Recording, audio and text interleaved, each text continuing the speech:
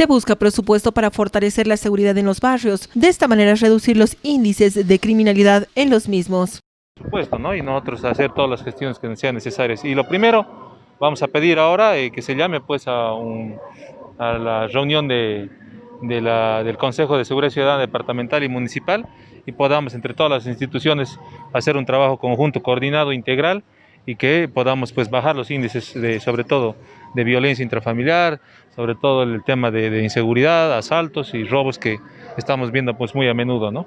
Por otro lado, una oportunidad de apoyo eran las brigadas barriales, a lo que se prevé pudieran reactivarse. No obstante, la coordinación con el nuevo titular del Verde Olivo también será fundamental. Eran importantes, lo que pasa que tenían un enfoque que tal vez no lo han podido fortalecer, pero eran importantes porque había presencia. Entonces, en varios sectores, sobre todo los barrios más alejados, había bastante incidencia o mejorado, perdón, la seguridad y creo que es fundamental retomarlo, pero más aún con el tema de aperturar pues fuentes de trabajo. Entonces vamos a pechar por ese lado, vamos a hablar con el nuevo comandante y esperemos que haya buena predisposición para trabajar de manera conjunta, ¿no?